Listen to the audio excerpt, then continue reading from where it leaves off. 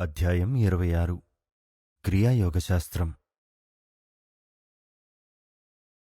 ఈ పుటల్లో నేను తరచుగా ప్రస్తావిస్తూ వచ్చిన క్రియాయోగశాస్త్రం మా గురుదేవులకు గురువులైన లాహిరి మహాశయుల ద్వారా ఆధునిక భారతదేశంలో విస్తృతంగా 10 మందికి తెలియవచ్చింది. క్రియాశబ్దానికి సంస్కృత మూలధాతువు కృ అంటే చెయ్యడం, ప్రతిస్పందించడం అని అర్థం. కార్యకారణాల ప్రకృతి నియమమైన కర్మశబ్దంలోనూ అదే ధాతువు కనిపిస్తుంది. ఈ ప్రకారంగా క్రియాయోగం ఒకానొక చర్య ద్వారా లేదా కాండ క్రియ ద్వారా పరమాత్మతో పొందే కలయిక సంయోగం అవుతుంది. ఈ ప్రక్రియను నిష్ఠగా సాధన చేసే యోగి కర్మ నుంచి అంటే కార్యకారణ సమతౌల్యాల నియమబద్ధ శృంఖలం నుంచి క్రమక్రమంగా విముక్తి పొందుతాడు. యోగ సంబంధమైన కొన్ని ప్రాచీన నిషేధాల మూలంగా జనబాహుళ్యం కోసం ఉద్దేశించిన పుస్తకంలో క్రియాయోగానికి పూర్తి వివరణ ఇయ్యకూడదు నేను. అసలైన యోగ ప్రక్రియను Yogoda Satsanga society of India self realization fellowship వారి దగ్గర అధికారం పొందిన క్రియావంతుడి క్రియాయోగి దగ్గరే నేర్చుకోవాలి. ఇక్కడ మాత్రం స్థూలమైన ప్రస్తావన చాలు. క్రియాయోగమన్నది మనిషి రక్తంలో ఉన్న కర్బనాన్ని హరింపజేసి ఆక్సిజన్, ప్రాణవాయువు, ఆమ్లజనితో నింపే ఒకానొక మానసిక, శారీరక ప్రక్రియ. మెదడులోనూ వెనుబాములోనూ ఉన్న కేంద్రాల్ని నవశక్తితో నింపడానికి ఈ అదనపు ఆక్సిజన్ అణువులు ప్రాణశక్తి ప్రవాహంగా మారిపోతాయి. ఒంట్లో కలుషరక్తం జమ కాకుండా ఆపి యోగి కణజాలాల క్షయాన్ని తగ్గించడం కాని ఆపేయడం కాని చేస్తాడు. ప్రగతి సాధించిన యోగి తన శరీర కణాల్ని శక్తిగా మార్చేస్తాడు. ఎలిజా, యేసు, కబీరు, ఇతర ప్రవక్తలు క్రియాయోగాన్నో ఆ మాదిరి మరో ప్రక్రియనో ఉపయోగించడంలో పరిపూర్ణమైన ప్రావీణ్యం గలవారు. దాంతో వారు తమ శరీరాల్ని తమ సంకల్పానుసారంగా ప్రత్యక్షమూ చేసేవారు, అదృశ్యమూ చేసేవారు. క్రియాయోగం సనాతనమైన శాస్త్రం. లాహిరి మహాశయులు దాన్ని మహాగురుదేవులైన బాబాజీ దగ్గరి నుంచి పొందారు. ఇది అంధయుగాల్లో మరుగున పడిపోయిన తరువాత బాబాజీ ఈ ప్రక్రియను పునరుద్ధరించి సులభగ్రాహ్యం చేశారు. బాబాజీ దీనికి సులువుగా క్రియాయోగం అని పేరు పెట్టారు. ఈ 19వ శతాబ్దంలో నేను నీ ద్వారా ప్రపంచానికి అందిస్తున్న ఈ క్రియాయోగం కొన్ని వేల ఏళ్ల కిందట కృష్ణుడు అర్జునుడికి ఉపదేశించిన ఉత్తరోత్తర పతంజలికి, క్రీస్తుకు, సెయింట్ జాన్కు, సెయింట్ పాల్కు తదితర శిష్యులకు తెలిసి ఉన్న శాస్త్రానికి పునరుద్ధరణమే అన్నారు బాబాజీ. భగవద్గీతలో కృష్ణ భగవానుడు క్రియాయోగాన్ని 2 సార్లు ప్రస్తావించాడు. ఒక శ్లోకంలో ఇలా ఉంది: పీల్చే గాలిని విడిచే గాలిలో వేల్చి, విడిచే గాలిని పీల్చే గాలిలో వేల్చి 2 శ్వాసల్ని తటస్థీకరిస్తున్నాడు యోగి. ఆ ప్రకారంగా అతడు ప్రాణాన్ని గుండె నుంచి విడుదల చేసి ప్రాణశక్తిని తన అదుపులో ఉంచుకుంటాడు. దీని తాత్పర్యమేమిటంటే యోగి ఊపిరితిత్తులు, గుండె చేసే పనిని నెమ్మది చేసి దాని ద్వారా అదనంగా ప్రాణశక్తి సరఫరా అయ్యేటట్టు చేసుకుని శరీరంలో తరుగుదలను, జీవకణ క్షయాన్ని అరికడతాడు. అంతేకాకుండా అతడు అపానాన్ని, విసర్జక ప్రవాహం అదుపు చేసుకోవడం వల్ల ఒంట్లో పెరుగుదలకు సంబంధించిన మార్పుల్ని కూడా అరికడతాడు. ఈ ప్రకారంగా తరుగుదలను, పెరుగుదలను నిలుపుచేసి యోగి ప్రాణశక్తిని అదుపులో ఉంచుకోవడం నేర్చుకుంటాడు. గీతలో మరో శ్లోకం ఇలా చెబుతోంది: ఏ ముని మోక్షపరాయణుడై కనుబొమల మధ్య బిందువు మీద చూపు నిలపడం వల్ల ముక్కుల్లోనూ ఊపిరితిత్తుల్లోనూ ఆడే ప్రాణ, అపానవాయువుల సమప్రవాహాల్ని తటస్థీకరించడం వల్ల బాహ్య విషయాల నుంచి వెనక్కి తగ్గగలుగుతాడో, ఇంద్రియ సంయోజితమైన మనస్సును, బుద్ధిని అదుపు చేయగలుగుతాడో, కోరికను, భయాన్ని, కోపాన్ని పారదోలగలుగుతాడో ఆ ముని ధ్యానయోగి శాశ్వతంగా విముక్తుడవుతాడు. నాశరహితమైన ఈ యోగాన్ని వెనకటి ఒక అవతారంలో ప్రాచీన జ్ఞాని అయిన వివస్వతుడికి ఉపదేశించినవాణ్ణి నేనేనని, ఆ వివస్వతుడు మహాధర్మశాసకుడైన మనువుకు ఉపదేశించాడని కూడా కృష్ణుడు చెబుతాడు. ఆ మనువు సూర్యవంశస్థాపకుడైన ఇక్ష్వాకుడికి ఉపదేశించేశాడు. ఈ విధంగా ఋషులు రాజయోగాన్ని ఒకరి దగ్గరనుంచి మరొకరికందిస్తూ భౌతికవాద యుగాలు వచ్చేవరకు కాపాడారు. ఆ తర్వాత పురోహితుల గోపన ప్రవృత్తి వల్ల, మానవుడి ఉపేక్ష వల్ల ఈ పవిత్ర విద్య క్రమంగా అందుబాటులో లేకుండా పోయింది. యోగ విద్యకు ప్రప్రథమ శాస్త్రకారుడైన ప్రాచీన ఋషి పతంజలి క్రియాయోగాన్ని రెండుసార్లు పేర్కొంటూ ఇలా రాశాడు: శరీర వ్యాయామం, మనోనిగ్రహం, ఓంకారం మీద ధ్యానం కలిసి క్రియాయోగమవుతుంది. ధ్యానంలో వినవచ్చే ఓంకారమనే యథార్థమైన విశ్వనాదమే దేవుడని అంటాడు పతంజలి. ఓంకారం సృజనశీలక శబ్దబ్రహ్మం, స్పందనాత్మక బ్రహ్మాండ చాలక యంత్రధ్వని, ఈశ్వర సత్తకు ప్రత్యక్ష సాక్షి. దేవుడు చేసిన సృష్టి ఆదికి విశ్వసనీయమైన, సత్యమైన సాక్షి ఆమెన్. ఈ సంగతులు చెబుతోంది రెవల్యూషన్ 3:14 బైబిలు. ఆదిలో ఉంది శబ్దం, ఆ శబ్దం దేవుడి వద్ద ఉంది, ఆ శబ్దమే దేవుడు. అన్నీ ఆయన, శబ్దం లేదా ఓం చేసినవే. ఆయన లేనిదే సృష్టి అయినదేది సృష్టి అయి ఉండేది కాదు. యోహాను 1:1-3 బైబిలు. వేదాల్లో చెప్పిన ఓంకారం టిబెటన్ల హుంగాను, ముస్లిముల అమీన్గాను, ఈజిప్టువారు, గ్రీకులు, రోమన్లు, యూదులు, క్రైస్తవులు అనే ఆమెన్గానూ అయింది. హిబ్రూ భాషలో దీనికి నిశ్చయమైన, విశ్వాసంగల అని అర్థం. యోగసాధన కొత్తగా మొదలుపెట్టినవాడు సైతం అద్భుతమైన ఓంకారనాదాన్ని త్వరలోనే తన లోపల వినవచ్చు. ఆనందమయమైన ఈ ఆధ్యాత్మిక ప్రోత్సాహంతో అతడు తాను ఊర్ధ్వలోకాలతో సంపర్కం పెట్టుకున్నానని నమ్మగలుగుతాడు.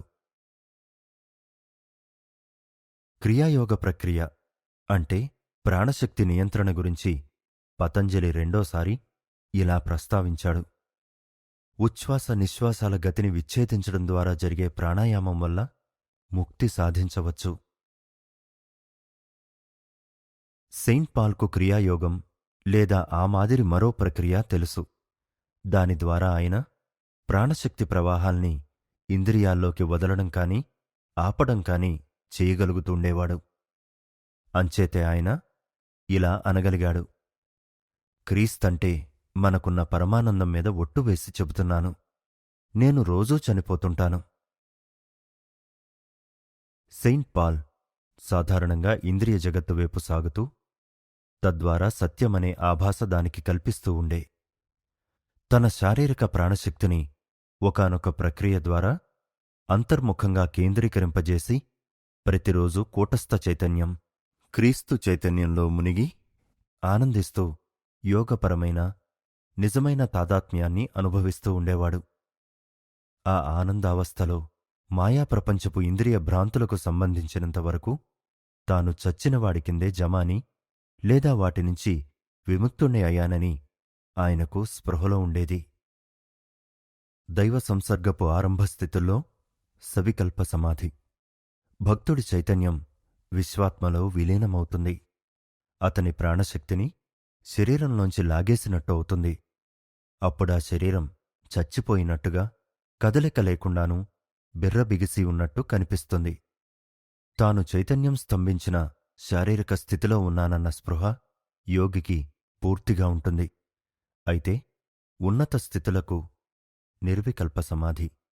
పురోగమిస్తున్న కొద్దీ అతడు శారీరక నిశ్చలత లేకుండానే మామూలు జాగృత చేతనావస్థలోనూ తనను నిర్బంధించే లౌకిక విధుల మధ్యలోనూ కూడా దైవానుసంధానం చేస్తాడు.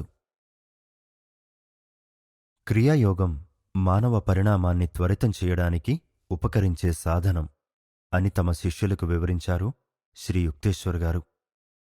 విశ్వచైతన్య రహస్యం శ్వాస నియంత్రణతో గట్టిగా ముడిపడి ఉన్నదని సనాతన యోగులు కనిపెట్టారు. ప్రపంచ జ్ఞాన భాండారానికి భారతదేశం ప్రసాదించిన విశిష్ట వినాశరహిత బహూకృతి ఇది.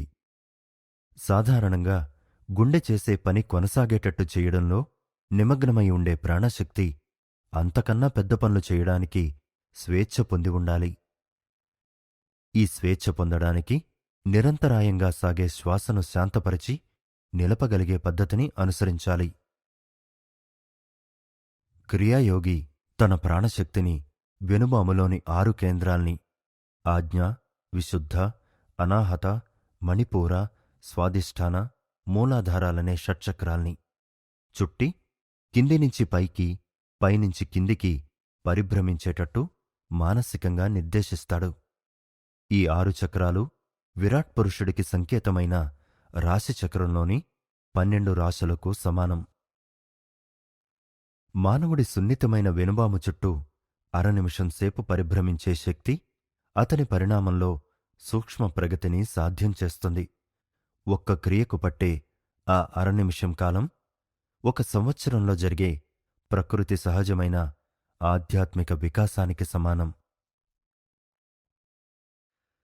సర్వద్రష్ట అయిన ఆధ్యాత్మిక నేత్రమనే సూర్యుడి చుట్టూ పరిభ్రమించే 6, ధృవత్వ గణన రీత్యా 12 ఆంతరిక నక్షత్రరాశులు గల మానవుడి సూక్ష్మ శరీర వ్యవస్థకు భౌతిక సూర్యుడితోనూ 12 నక్షత్రరాశులతోనూ పరస్పర సంబంధమున్నది. ఆ ప్రకారంగా మానవులందరూ ఒక ఆంతరిక విశ్వం వల్ల, ఒక భౌతిక విశ్వం వల్ల ప్రభావితులవుతూ ఉంటారు.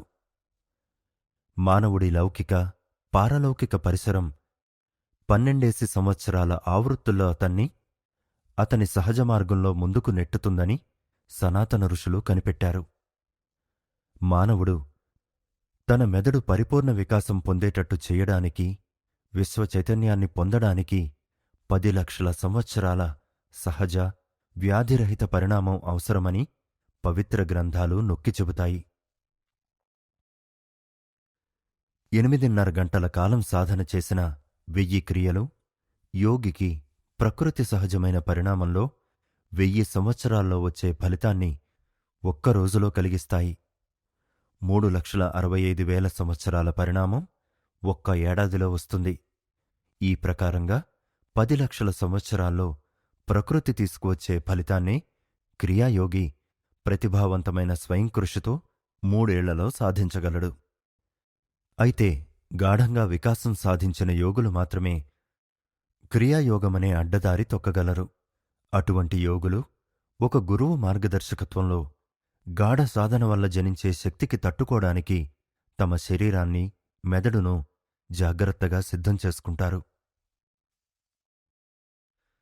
ఆరంభదశలో ఉన్న క్రియాయోగ సాధకుడు రోజుకు 2 సార్ల చొప్పున 14 మొదలు 24 సార్ల వరకు మాత్రమే యోగ సాధన చేస్తాడు.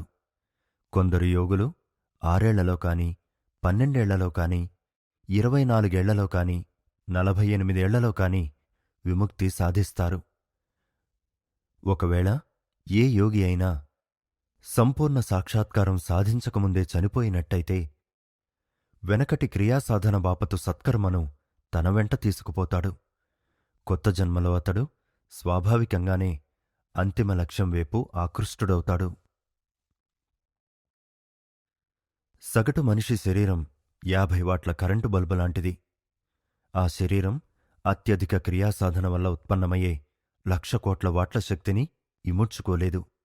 సులభంగానూ నిర్దిష్టంగానూ ఉండే క్రియాయోగ పద్ధతుల్ని క్రమక్రమంగా నియమానుసారంగా పెంచుతూ సాధన చేయడం వల్ల మనిషి శరీరం రోజురోజుకు సూక్ష్మరూపంలో పరివర్తన చెందుతూ ఉంటుంది. చివరికది పరమాత్ముడి ప్రథమ భౌతిక క్రియాశీలక అభివ్యక్తి అయిన విశ్వశక్తి తాలూకు అనంత సామర్థ్యాల్ని అభివ్యక్తం చేయడానికి తగి ఉంటుంది. క్రియాయోగానికి, తప్పుదారి పట్టిన ఉత్సాహవంతులు కొందరు నేర్పే అశాస్త్రీయమైన శ్వాస నియంత్రణ అభ్యాసాలకి ఎంతమాత్రం పోలికలేదు. ఊపిరిని బలవంతంగా ఊపిరితిత్తుల్లో బిగబట్టి ఉంచడం అసహజమే కాకుండా నిస్సందేహంగా అసౌఖ్యమైంది కూడా. కాని క్రియాసాధనలో అలా కాకుండా మొదటినుంచి కూడా ప్రశాంతతానుభూతులు కలుగుతాయి. అంతేకాక వెనుబాములో పునరుత్పాదక ఫలితాన్నిచ్చే ఉపశమనకారక సంవేదనలు కూడా తోడయి ఉంటాయి. ఈ సనాతన యోగ ప్రక్రియ శ్వాసను మనోద్రవ్యంగా మార్చేస్తుంది. ఆధ్యాత్మిక ప్రగతి ద్వారా ఎవరైనా శ్వాసను ఒక మనోభావనగా, అంటే మనస్సు చేసే ఒక పనిగా, ఒక స్వప్న శ్వాసగా గుర్తుపట్టగలుగుతారు. మానవుడి శ్వాసక్రియ ప్రమాణానికి, అతని చైతన్యస్థితులలోని మార్పులకు గణితపరమైన సంబంధాన్ని నిరూపించడానికి అనేక దృష్టాంతాలు చూపించవచ్చు. అత్యంత సంకీర్ణమైన బుద్ధి సంబంధమైన తర్కవాదాల్ని ఆలకిస్తూ ఉండడం, అతి సున్నితమైన లేదా అతి కఠినమైన అంగవిన్యాసం చేస్తూ ఉండడం వంటి సందర్భాల్లో తన మనస్సును పూర్తిగా ఒకదానిమీద లగ్నం చేసి ఉన్నవాడు చాలా మెల్లగా శ్వాసిస్తాడు. ఇది దానంతటది జరుగుతుంది. మనోలగ్నత మందశ్వాస మీద ఆధారపడి ఉంటుంది. భయం, కామం, క్రోధం అనే హానికరమైన భావావేశ స్థితులకు తప్పనిసరిగా తోడై వచ్చేవి త్వరిత శ్వాసలు, విషమశ్వాసలు. మనిషి సగటున నిమిషానికి 18 సార్ల చొప్పున ఊపిరి తీసుకుంటే, మనశ్చాంచల్యం గల కోతి 32 సార్ల చొప్పున తీసుకుంటుంది. దీర్ఘ ఆయుర్దాయానికి పేరుగన్న ఏనుగు, తాబేలు, పాము వంటి జీవుల శ్వాసక్రియ ప్రమాణం మనిషి శ్వాసక్రియ ప్రమాణం కన్నా తక్కువ. మాట వరుసకు 300 ఏళ్ల వరకు బతికే అవకాశమున్న రాకాసి తాబేలు నిమిషానికి 4 సార్లే శ్వాసిస్తుంది. నిద్ర వల్ల కలిగే పునరుజ్జీవన ఫలితాలకు కారణం మనిషికి తన ఒంటిమీద, ఊపిరిమీద తాత్కాలికంగా స్పృహ లేకపోవడమే. నిద్రపోతున్నవాడు యోగి అవుతాడు.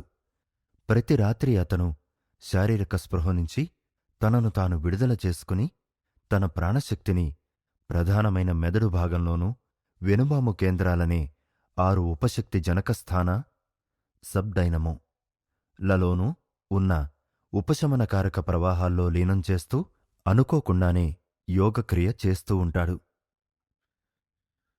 ప్రాణులన్నిటినీ పోషించే విశ్వశక్తి నిద్రపోతున్నవాణ్ణి అతనికి తెలియకుండానే తిరిగి ప్రాణశక్తితో నింపుతుంది. స్వచ్ఛంద యోగి సులువైన సహజ ప్రక్రియ ఒకటి ఉద్దేశపూర్వకంగా సాధన చేస్తాడు. నిద్రపోతున్నవాడిలో మందగతిలో అసంకల్పితంగా సాగేటట్లు మాత్రం కాదు. క్రియాయోగి తన శరీర కణాలన్నిటినీ అక్షయకాంతితో నింపి పరిపుష్టం కావించడానికి, తద్వారా వాటిని ఆధ్యాత్మికంగా అయస్కాంతీకరించిన స్థితిలో ఉంచడానికి ఈ ప్రక్రియను వినియోగిస్తాడు.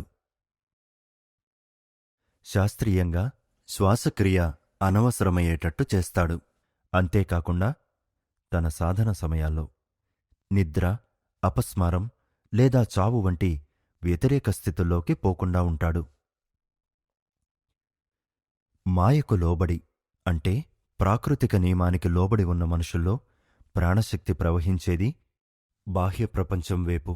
ఆ ప్రవాహాలు వృధా అవుతుంటాయి. ఇంద్రియ భోగాల్లో దుర్వినియోగమవుతుంటాయి. క్రియాసాధన ఈ ప్రవాహాన్ని వెనక్కి మళ్లిస్తుంది.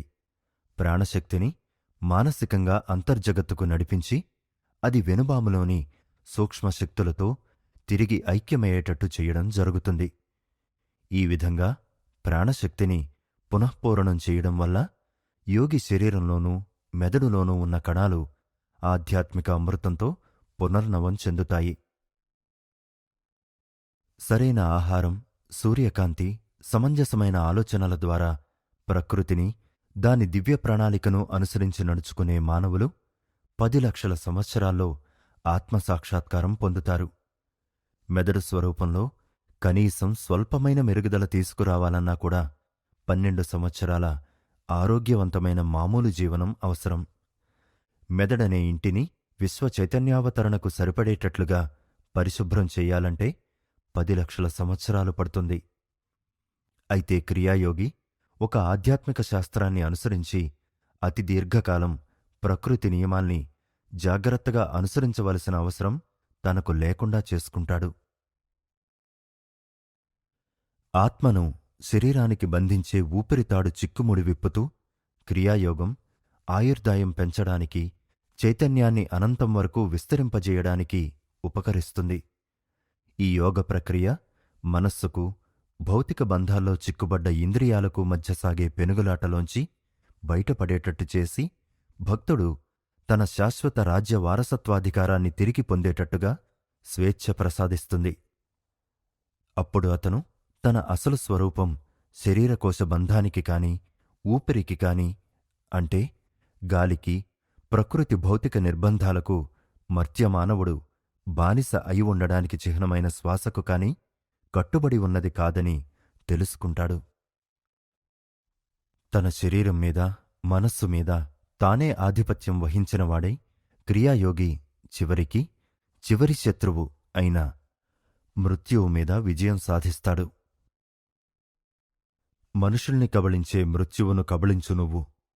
మృత్యువే కనుక మరణిస్తే అటుపై మరణించడమే ఉండదు. అంతఃపరిశీలన లేదా మౌనంలో కూర్చోవడం అన్నది శాస్త్రీయమైన పద్ధతి కాదు. ప్రాణశక్తిచేత ముడిపడి ఉన్న మనస్సును, ఇంద్రియాల్ని బలవంతంగా విడదీయడానికి చేసే ప్రయత్నమిది. తిరిగి దివ్యత్వం పొందడానికి ప్రయత్నిస్తూ ఉండే ధ్యానశీలత గల మనస్సును ప్రాణశక్తి ప్రవాహాలు నిరంతరం ఇంద్రియాల వైపు వెనక్కి లాగుతూనే ఉంటాయి.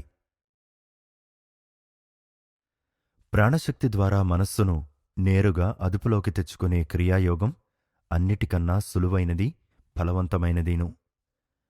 అనంతాన్ని చేరుకోవడానికి ఇది అనువైన, అత్యంత శాస్త్రీయమైన మార్గం కూడా. దేవుణ్ణి చేరడానికి ఉద్దేశించిన దైవశాస్త్ర మార్గం నిదానము, అనిశ్చితమూ అయిన ఎద్దుబండి బాట. దానికి భిన్నంగా క్రియాయోగాన్ని విమాన మార్గం అనడం న్యాయం. యోగశాస్త్రం అన్ని రకాల ధారణ, ధ్యాన ప్రక్రియల అనుభవ హేతువు మీద ఆధారపడ్డది. భక్తుడు తన సంకల్పానుసారంగా ప్రాణ విద్యుత్ ప్రవాహాల్ని దర్శన, శబ్ద, ఘ్రాణ, రసన, స్పర్శేంద్రియాలనే 5 టెలిఫోన్లలోకి పోకుండా ఆపనూగలుగుతాడు, వాటిలోకి పంపనూగలుగుతాడు. ఈ ఇంద్రియ సంబంధ భేదన శక్తి సంపాదించిన యోగి తన మనస్సును సంకల్పానుసారంగా దివ్యలోకాలతో కాని, భౌతిక ప్రపంచంతో కాని ఇట్టే కలపవచ్చునని గ్రహించగలుగుతాడు. మరింకా తన సంకల్పానికి వ్యతిరేకంగా ప్రాణశక్తి అతన్ని రౌడీ సంవేదనలకు, అశాంతిపరమైన ఆలోచనలకు నిలయమైన పార్థివ మండలానికి లాక్కు రావడం జరగనే జరగదు. పురోభివృద్ధి చెందిన క్రియాయోగి జీవితం పూర్వకర్మల ఫలితాల వల్ల కాక కేవలం ఆత్మనిర్దేశాల వల్లే ప్రభావితమవుతుంది. ఈ ప్రకారంగా భక్తుడు సామాన్య జీవితంలోని అహంకారపూర్వకమైన మంచి చెడు కర్మల విలంబిత, పరిణామాత్మక ఉపదేశాల్నించి తప్పించుకుంటాడు. గరుడు వేగ హృదయులకు ఇవి ఆటంకాలుగా, నత్తనడకల్లా ఉంటాయి. ఆత్మనిర్దేశానుసార జీవనమనే అత్యుత్తమ పద్ధతి యోగికి స్వేచ్ఛ ప్రసాదిస్తుంది. అహంకార కారాగారం నుంచి విముక్తుడై అతను సర్వవ్యాపకత్వమనే గాఢవాయువును ఆస్వాదిస్తాడు. దానికి భిన్నంగా ప్రకృతి సహజమైన జీవనమనే దాస్యం అతన్ని అవమానకరమైన గతిలోకి నడిపిస్తుంది. తన జీవితాన్ని కేవలం పరిణామాత్మక వ్యవస్థకు బద్ధం చేసుకున్నప్పుడు మానవుడు ప్రకృతి నుంచి తొందరగా విడివడే అధికారం పొందలేడు. తన శరీరాన్ని, మనస్సును శాసించే నియమాల్ని ఉల్లంఘించకుండానే అతను జీవించినప్పటికీ అంతిమ విముక్తి పొందడానికతనికి మాయావేషాల్లో జన్మలెత్తుతూ 10 లక్షల సంవత్సరాల కాలం గడపవలసి వస్తుంది. కాబట్టి 1000 సంవత్సరాలనగానే తిరుగుబాటు ధోరణిలో చూసేవాళ్లకి ఆత్మవ్యక్తిత్వ సాధన కోసం శారీరక, మానసిక తాదాత్మ్యాల నుంచి విడివడే యోగి శీఘ్ర ఫలసాధనకు అనుసరించే పద్ధతుల్ని సిఫార్సు చేయడం జరుగుతోంది. ఆత్మసంగతి అలా ఉంచి కనీసం ప్రకృతితో కూడా సామరస్యం లేకుండా జీవించే సామాన్య మానవుడి విషయంలో ఈ సంఖ్యాపరిధి ఇంకా చాలా విస్తరిస్తుంది. అతను అసహజమైన ఎండమావులు వెంటబడిపోతూ తన ఆలోచనలతోనూ శరీరంతోనూ ఆహ్లాదకరమైన ప్రకృతి నియమాల్ని ఉల్లంఘిస్తూ ఉంటాడు. అతనికి 10కి మరో 10 లక్షల ఏళ్లు కలిపినా కూడా విముక్తి సాధించడానికి వ్యవధి చాలదు. సంస్కారం లేని మనిషి తన శరీరం ఒక రాజ్యమని, ఆత్మ అనే చక్రవర్తి దాన్ని పాలిస్తున్నాడని, కపాల సింహాసనాన్ని ఆయన అధిష్ఠించి ఉండగా షట్చక్రాలనే సామంతరాజ ప్రముఖులు ఆయన దగ్గర కొలువై ఉంటారని, అంటే చైతన్య మండలాలు ఆయన్ని పరివేష్టించి ఉంటాయని గ్రహించడం అరుదూ కావచ్చు, గ్రహించకనే పోవచ్చు. ఈ దైవరాజ్య వ్యవస్థకు విధేయులైన పౌరులు అనేకమంది ఉన్నారు. 27,000 లక్షల కోట్ల కణాలు. ఇవి స్వయంచాలితంగా భాషిస్తున్నప్పటికీ నిస్సందేహంగా ప్రజ్ఞ కలిగి శారీరకమైన వృద్ధి, రూపాంతరణ, క్షయాలనే విధులన్నీ నిర్వర్తిస్తూ ఉండేవి. 5 కోట్ల అంతస్తరీయ ఆలోచనలు, భావోద్రేకాలు 60 ఏళ్ల సగటు జీవితంలో మానవుడి చైతన్యంలో పాటూపోట్ల మాదిరిగా మారుతూ వచ్చే వివిధావస్థలూను. ఆత్మసమ్రాట్టుకు వ్యతిరేకంగా మానవ దేహంలోనైనా మనస్సులోనైనా వ్యాధి రూపంలోగాని అవివేక రూపంలోగాని వ్యక్తమయ్యే ప్రత్యక్షమైన తిరుగుబాటుకు కారణం ఆయనకు విధేయులైన పౌరులు తలపెట్టే రాజద్రోహం కాదు, మానవుడు తనకు దక్కిన వ్యక్తిత్వాన్ని లేదా స్వతంత్రేచ్ఛను పూర్వమో ప్రస్తుతమో దుర్వినియోగం చెయ్యడమే. ఆ స్వతంత్రేచ్ఛ అతనికి ఆత్మతోబాటు ఇచ్చినదే. అంతేకాదు, ఇచ్చింది మళ్లీ వెనక్కి తీసుకోవడానికి వీలు లేకుండా ఇచ్చినదే. మానవుడు తుచ్చమైన అహంకారంతో మమైకమై ఆలోచనలు చేసేవాడు, సంకల్పించేవాడు, అనుభూతి పొందేవాడు, అన్నం జీర్ణం చేసేవాడు, తనను సజీవంగా ఉంచేవాడు తానేనని అనుకుంటూ ఉంటాడు. కాని తన సాధారణ జీవితంలో తాను వెనకటి చేత కర్మ లకు, ప్రకృతికి లేదా పరిసరానికి కీలుబొమ్మను తప్ప మరేమీ కానని ఆలోచించుకుని ఆ ఆలోచన కూడా రవ్వంత చాలు అంగీకరించడు. ప్రతి మనిషి తాలూకు బౌద్ధిక ప్రతిస్పందనలు, అనుభూతులు, చిత్తవృత్తులు, అలవాట్లు కేవలం వెనకటి హేతువులకు ఫలితాలే. హేతువులు ఈ జన్మలోవైనా కావచ్చు, ఏ పూర్వజన్మలోవైనా కావచ్చు. అయితే అటువంటి ప్రభావాలన్నిటికీ అతీతంగా సమున్నతంగా ఉంటుంది రాజాధిరాజసమైన ఆత్మ. క్రియాయోగి స్వల్పకాలికమైన సత్యాన్ని, స్వాతంత్ర్యాల్ని తిరస్కరించి మాయావరణమంతటినీ దాటి విముక్త జీవుడవుతాడు.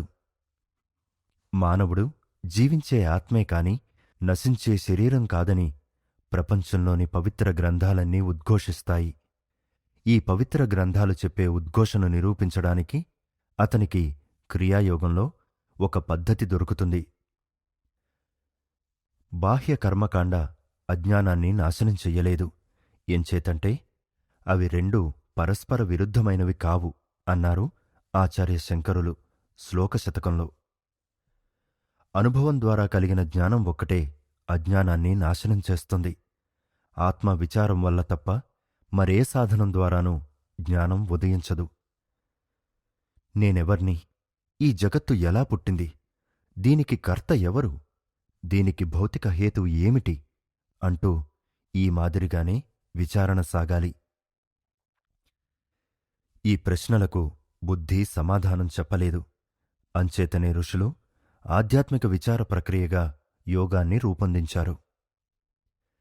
నిజమైన యోగి తన ఆలోచనల్ని, ఇచ్ఛాశక్తిని, అనుభూతుల్ని విషయవాంఛలతో తప్పుగా ఏకీభావం పెట్టుకోకుండా అరికట్టి మేరుదండ మందిరాల్లో నెలకొని ఉన్న అధిచేతన శక్తులతో మనస్సును ఐక్యం చేసి దేవుడు నిర్ణయించిన రీతిగా ప్రపంచంలో బతుకుతాడు.